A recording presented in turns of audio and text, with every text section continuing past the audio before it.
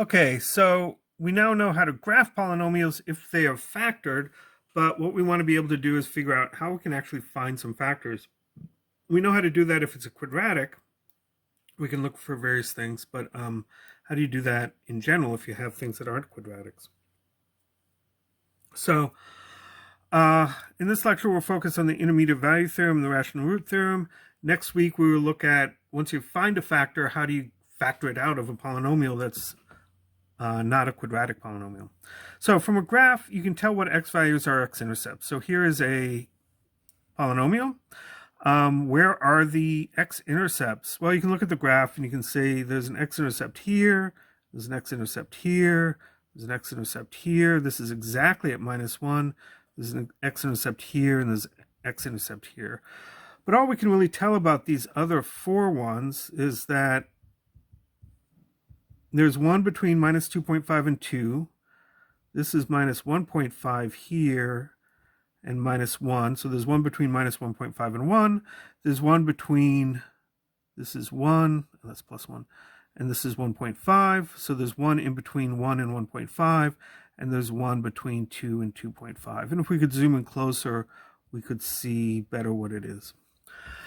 But how do you get that same information that we get from a graph by looking at a table? Well, note that at -2.5, your y value is negative, but at -2, it's positive. So you're at x equals -2.5, your y value is way down here. At x equals 2, your y value is up here. So if we start out below the x-axis at x equals -2.5, and then when we go to the right, when we get to x equals 2, we're above the x-axis. That means our y value changed sign from negative to positive, and that means you must have gone through the x-axis somewhere. So we change sign here. Our y values change sign, and if our y values change sign, that means we went through the x-axis. Same thing here. There must be an x-intercept between -1.5 and 1 because our y values went from plus to minus, right? And -1.5, your y value is there, and -1, your y value is there. Positive y value here, negative y value there. In between, somewhere, you must have had a y value of 0, and that's an x-intercept. Between -0.5 and 0, this doesn't actually tell us if there's a that there's not a y-intercept there, because it's the same sign. It's -12 and -10. So if we look at -0.5, it's here, and at 0, it's there. We don't know whether it went up and came back down or not, right? So if they have the same sign, we don't know if there's an x-intercept in between. But we know if we change sign, oh, here, this is an x-intercept, right? If you get 0 out for your y value, that is an x-intercept. But we know there has to be another one here, because sign changed. So wherever the sign changed, there has to be another x-intercept, right? And we don't necessarily pick one up here between 1 and 1.5 because this was 0 and this is negative. The graph could have just gone like that, in which case we wouldn't have seen the change in sign. So here's the table again.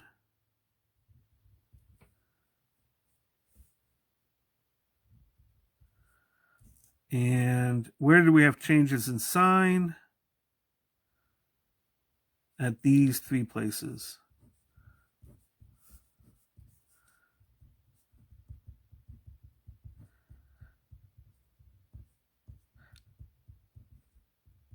So if you look at a table, you can tell that there's definitely at least one x-intercept between x equals -2.5 and x equals 2, between x equals -1.5 and x equals -1, and between x equals 2 and x equals 2.5. This x equals 1 is an x-intercept, and you can tell that because your y value is 0. None of the other intervals tell us that there might be an x-intercept in between them. We don't know whether there's an x-intercept between minus 0.5 and 0 just from this table, because these are both negative, and maybe the graph went up and back down, but we don't know. Likewise, same thing here from 1 to 1.5. Is there another one in there? We don't know.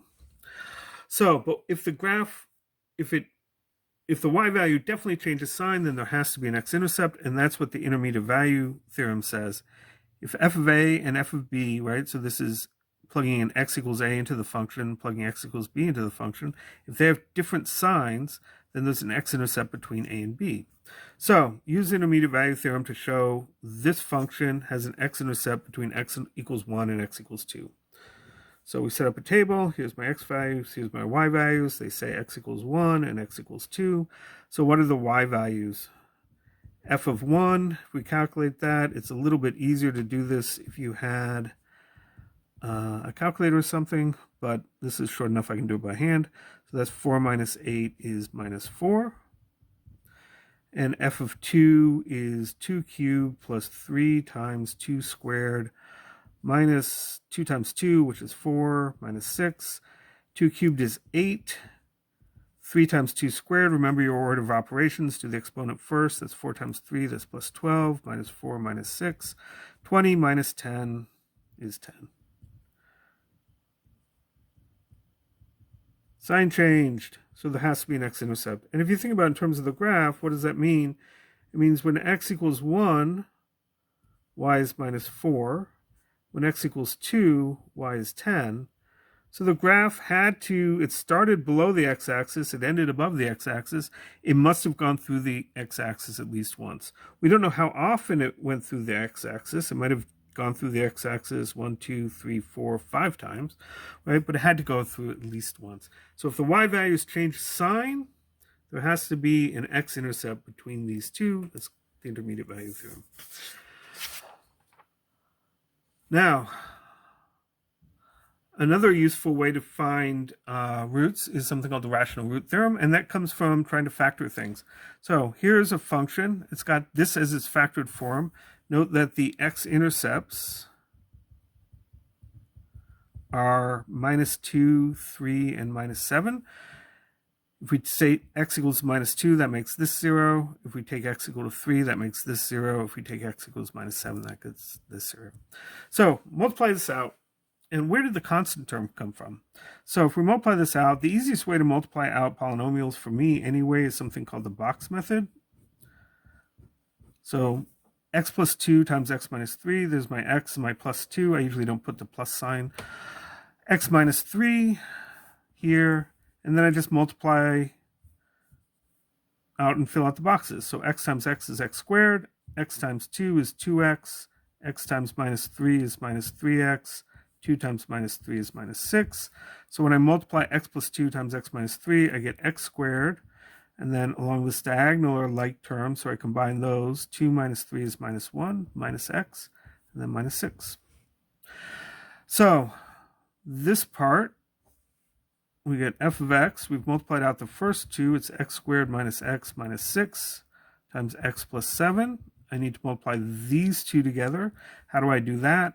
Well, I'm going to use the box method again, and this is why I like it, is because you can expand it to have lots of terms. So there's my x squared minus x minus 6. This is my x plus 7, and I just start multiplying again. X times x squared is x cubed. X times minus x is minus x squared. Minus 6 times x is minus 6x.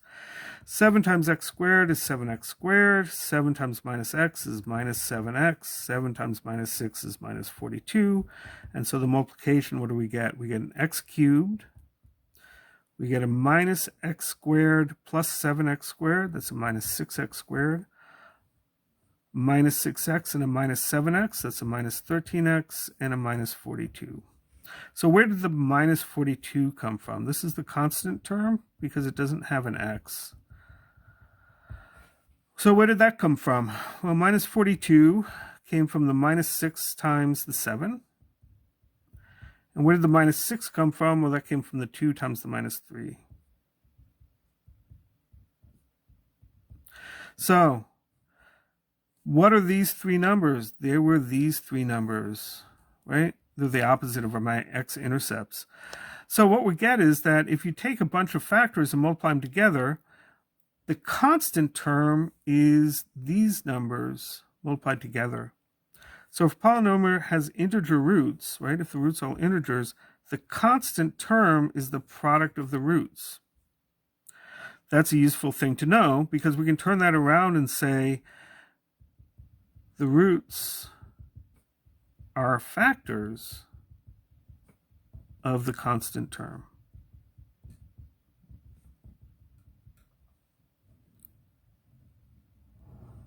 So the roots are factors of the constant term. There we go. Make sure we have everything on the screen. So the constant term is the roots multiplied together, right? Minus 42 is 2 times minus 3 times 7. The roots are factors of the constant term. 2 is a factor of 42, 3 is a factor of 42, 7 is a factor of 42. So that means if we have a complicated looking polynomial like this, what are the possible x-intercepts? Well, there could be lots and lots of them. We don't know. But we know that this is the constant term.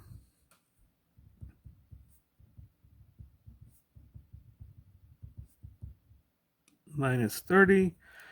The roots are factors, whatever the roots are, if they're integers. So what are the factors of minus 30? Well, plus or minus 1, plus or minus 2, plus or minus 3, right? Those all divide 30. 4 doesn't divide 30, so 4 is not a factor. 5 divides 30, so that's a factor. 6 divides 30. 7 does not divide 30. 8 doesn't divide 30. 9 doesn't divide 30. 10 does. We can notice that factors come in pairs, right? 5 times 6 is 30. 3 times 10 is 30. 2 times 15 is 30. And 1 times 30 is 30. So those are the factors of 30.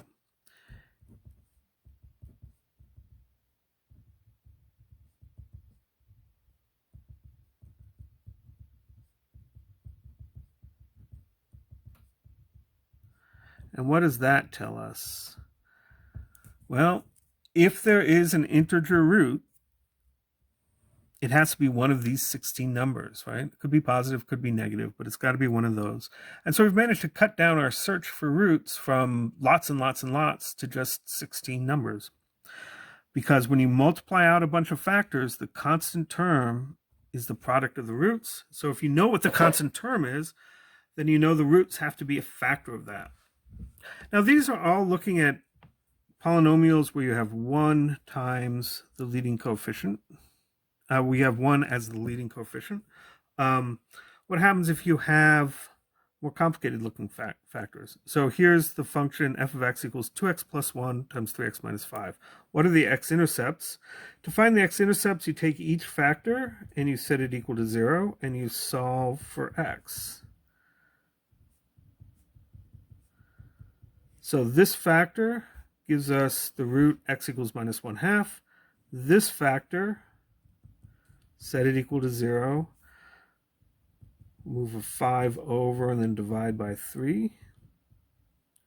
Gives me, so this factor gives me this root. Okay, so if we multiply this out, what do we get? To multiply it out, I'll use the box again.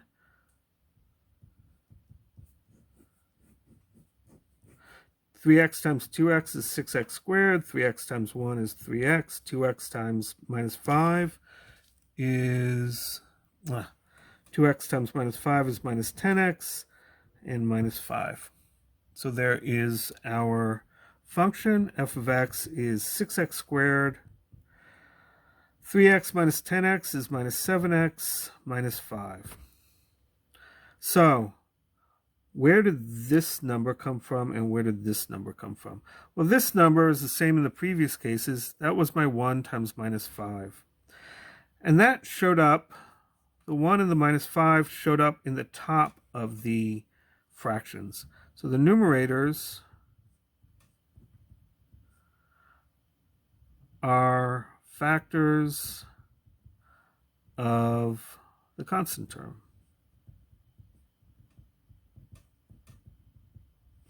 right? So minus 5 came from multiplying these two together. Where did the 6 come from? That came from multiplying this, the 2 and the 3. But where the 2 and the 3 show up in the roots is as denominators, right? So the 2, here we have to divide by 2 to get the 1/2. The 3, we have to divide by 3 to get the 5/3. So the denominators of the roots,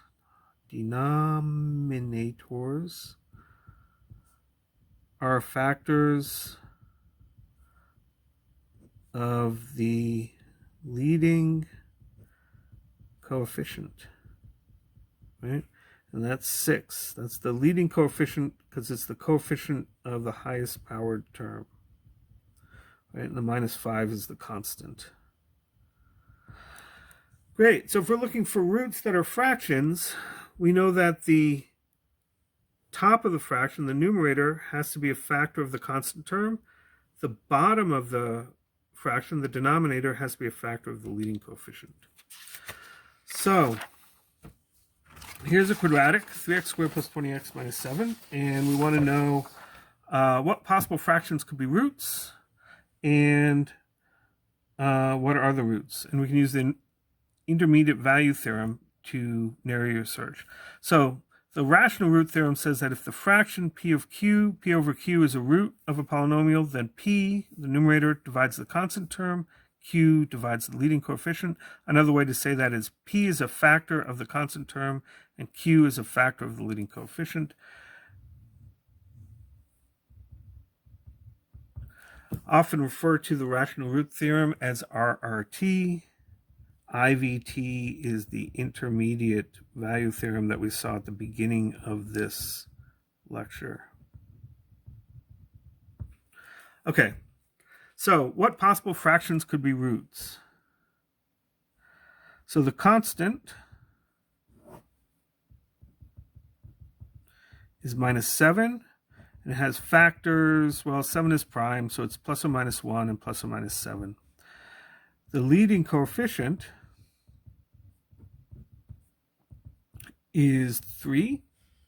And so what are the factors of 3? Well, it's also prime, so it's plus or minus 1, plus or minus 3. And so what the rational root theorem tells us is that if a fraction is the root of a polynomial, then the top has to divide the constant term, and the bottom has to divide the leading coefficient. So what possible fractions can we have? Well, we can have these as the top of the fraction. We can have these as the bottom. So what can we have? We can have plus or minus 1 over 1. We can have plus or minus 1 over 3. That's this. You can have plus or minus 7 over 1. That's this over this. And you have plus or minus 7 over 3. So there's our possible rational roots. And rational, possible, that's probably misspelled. And rational is a fancy way of saying fraction. And note that fractions can have a denominator of 1. So the possible roots are plus or minus 1, plus or minus 1/3, plus or minus 7, plus or minus 7/3. So which one actually is a root? How can you tell? Well, we can use the intermediate value theorem. X, y, if x equals 0, that's easy to plug in, that's minus 7. If x equals 1, that's also pretty easy to plug in. This would be 3 plus 20 minus 7. 23 minus 7 is 16. There has to be a root between an x-intercept somewhere between x equals 0 and x equals 1. So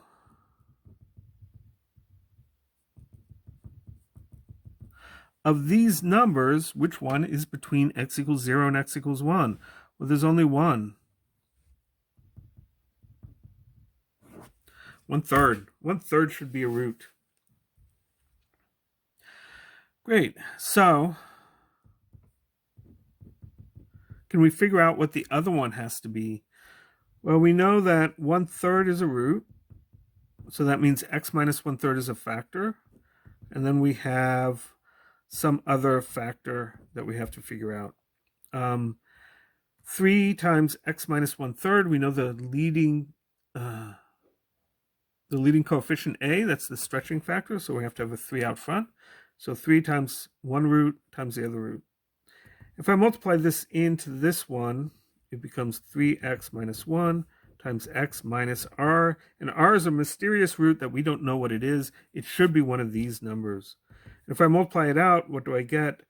3x squared minus x, that's inner. Outer is minus 3xr. And then last is plus r. And that's what interests us, plus r. Our constant term is r, but we know our constant term is minus 7, right? Because that's the constant term in our polynomial. So this would factor then as 3x minus 1 times x plus 7. And minus 7 is our other root. Great. So if we have the rational root theorem, then we can figure out what possible fractions can be our root. And if we use the intermediate value theorem, we can narrow it down a little bit and say, well, there's got to be a root between 0 and 1, so it's got to be 1/3. And if you know that, you can figure out what the next one is. So that's what the next step is going to be. Now that we know how to find roots by looking at the intermediate value theorem and the rational root theorem, we want to be able to figure out how to factor things out without having to do this kind of guesswork here where we sort of multiply it out and hope that we get something that works out. That's where division, in particular synthetic division, will come into play.